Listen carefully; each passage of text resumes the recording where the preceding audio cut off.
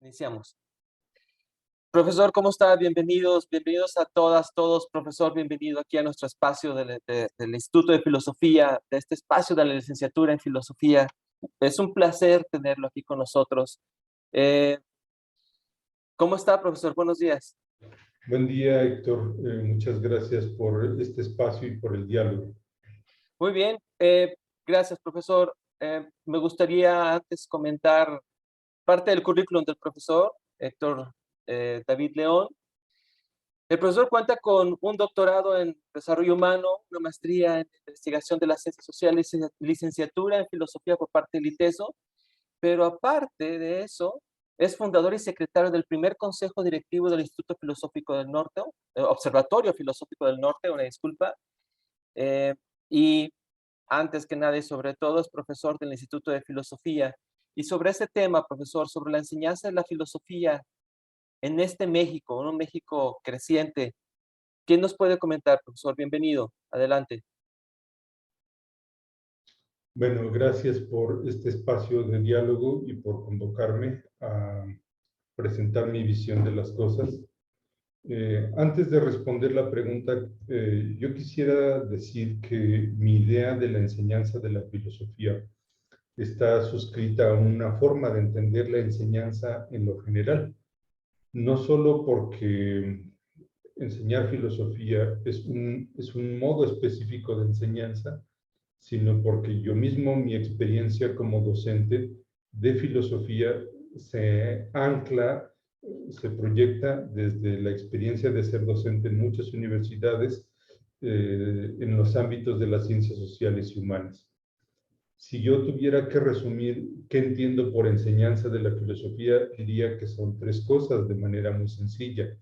La primera es, para mí, la enseñanza tiene que ver con la transmisión de saberes. Transmitir saberes implica que hay un conjunto de saberes básicos y fundamentales para la vida y que uno transmite esos saberes. Es una suerte de mediación para que los saberes arriben a los otros, a espacios que pueden ser áulicos o no áulicos. La educación no es un asunto de cuatro paredes, y en ese sentido transmitir saberes es una suerte de provocar que los otros aprendan. En segundo lugar, la enseñanza para mí, para mi perspectiva, tiene que ver con que enseñar representa generar un acontecimiento que a veces es planeado y proyectado, pero en algunas ocasiones también es un ejercicio creativo de improvisación. ¿Qué significa que sea acontecimiento? Acontecimiento significa no solo que las personas se hacen presentes, que las personas están ahí, independientemente de si es un aula virtual, sino que están ahí con todo lo que ellas son, y siempre el acontecimiento representa que se requiere o la educación requiere o demanda un reconocimiento de los otros. Los estudiantes no son cosas, no son una lista, no son número. La educación implica reconocer al otro, con sus condiciones, con sus potencialidades, con sus límites. Eso representa un acontecimiento, que el otro se forma y que yo también me formo, que el otro crece y se humaniza, y también el docente. Enseñar implica eso, y enseñar también implica aprender. Esto es muy importante desde mi perspectiva. Quien enseña aprende.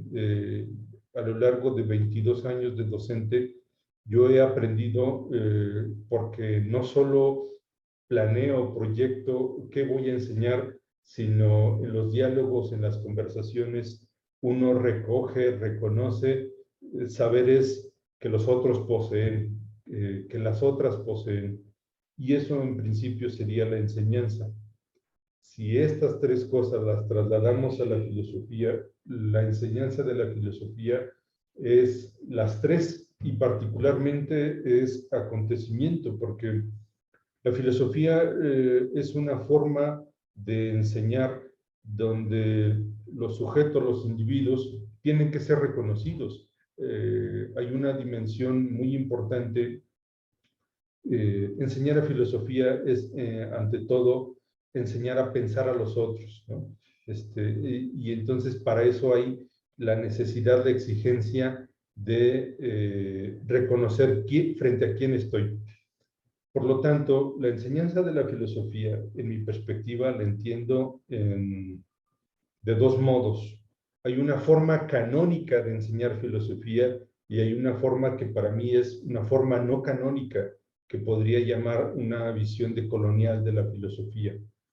¿Qué significa, en algún sentido, enseñar canónicamente? Cuando nosotros llegamos a un aula, una enseñanza de la filosofía, representa que lo que buscamos es en nosotros formar un pensamiento crítico, una comprensión racional y crítica del mundo. Y para eso ustedes, tú lo viviste seguramente, muchos de tus compañeros lo vivieron. Aprendieron que era importante contemplar el mundo, admirarse del mundo, y hacerle preguntas al mundo y a la realidad. Ustedes aprendieron que hacer filosofía supone un conjunto de diálogos, dialogar con el mundo, dialogar con los textos, dialogar con la realidad. La filosofía tiene que ver justamente con esto, con que uno va reconociendo los temas, problemas fundamentales de la filosofía que están anclados en la historia y que uno a partir de eso formula preguntas, explicaciones de la realidad. No pocas veces muchos de tus docentes seguramente te llevaron y convocaron a que enseñar filosofía representa leer a los textos. Incluso hay profesores o profesoras, compañeros, que propician que se lean a los textos o los autores en su idioma, incluso con alguna editorial muy específica, con una versión muy concreta. Para muchos esa es una forma de enseñar filosofía y eso, en mi perspectiva, es una forma canónica de enseñar filosofía. Mi modo de entender las cosas supone una ruptura epistemológica, supone otro marco donde para mí enseñar filosofía no solo tiene que ver con leer textos de autores muertos a los que no siempre se les pregunta, sino en principio hacer filosofía tendría que ver sí con admirarse, pero también con indignarse. La filosofía tiene su origen también en la indignación. En un país como el nuestro, uno podría enseñar filosofía haciéndole preguntas a la realidad. ¿Cuál realidad? La realidad de la desaparición forzada, la realidad de la migración forzada, hay la realidad de la injusticia, la realidad de la maldad. Hacer filosofía en México pasa por eso, por hacerle preguntas a la realidad. ¿Con qué propósito? Con el propósito de encargarme de la realidad, de resolver la realidad. En este sentido, quien aprende filosofía no solo tiene el desafío de pensar la realidad en función de liberarla, sino de liberarse. No sé si de manera sintética, no sé si ordenada, he sido claro en mi exposición. Profesor, muchas gracias, Simón. Muy claro. Creo que, y lo que entiendo de lo que está comentando, enseñar filosofía es tomar en cuenta el otro y el mundo en el que vive. Entiendo que en la enseñanza de la filosofía no se pretende como algo, perdón, déjame aquí poco, no se pretende como algo monolítico, sino es un acontecer que ocurre en un mundo que está alrededor de nosotros, y en este caso entiendo que este alrededor es un México, y el que está enfrente es un estudiante que vive y, y interactúa. Eh, Muchísimas gracias, profesor. La verdad le agradezco muchísimo esa visión de colonialista, no colonialista, que nos hace tomar en cuenta la realidad. Me interesa mucho.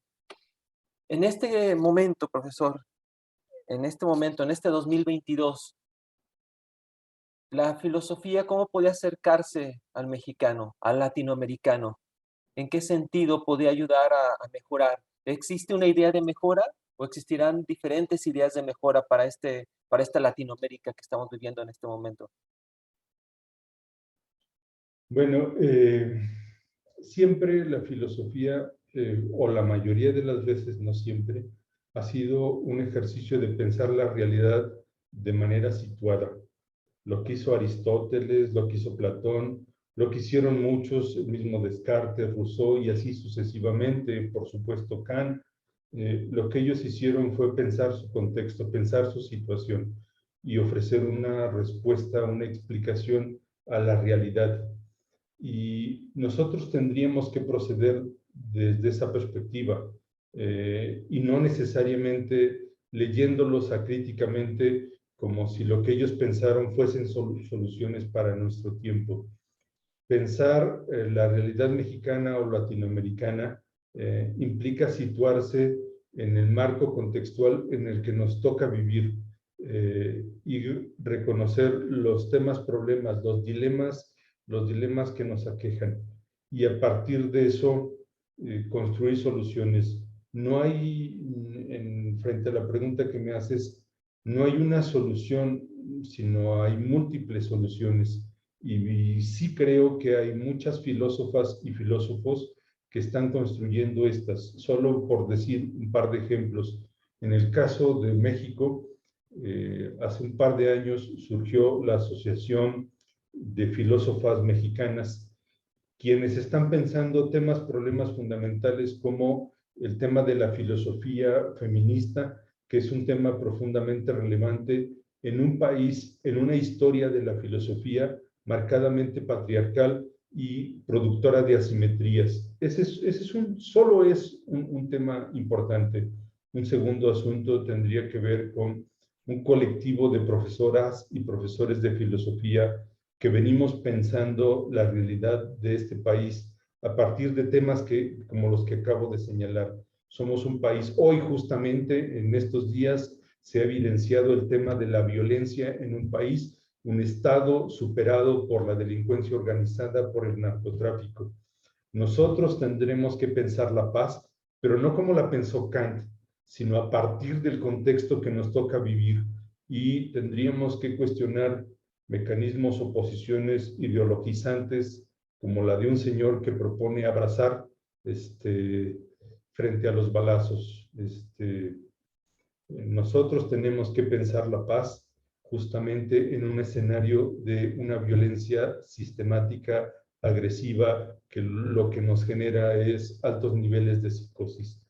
Hay dos ejemplos para decir cómo la filosofía puede representar una explicación a la realidad y puede ofrecer alternativas de transformación, alternativas que tendrían que pasar por una mirada crítica y un diálogo con las ciencias sociales. La filosofía hoy en día no puede hacerse al margen del diálogo con otras ciencias, quienes también comprenden y explican la realidad.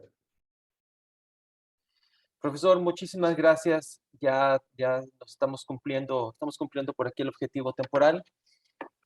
Muy apreciables todos sus comentarios, realmente es oro molido para nosotros y para esta situación que vivimos actualmente. Muchísimas gracias, profesor. Espero tenga usted un excelente día. ¿Alguna nota final? ¿Algún comentario final que gustaría? No, agradecerte a ti, coordinador de este proyecto, por el cual queremos transmitir desde el instituto el modo como pensamos la filosofía y el modo como, siendo docentes, nos situamos frente a la enseñanza de la filosofía. Muchas gracias a ti y muchas gracias a quienes sigan este ejercicio. Muchísimas gracias, profesor. A todas y a todos, muchísimas gracias por su atención y por haber estado en este espacio, nuestro espacio, desde el Instituto de Filosofía. Muchísimas gracias, profesor. Hasta luego.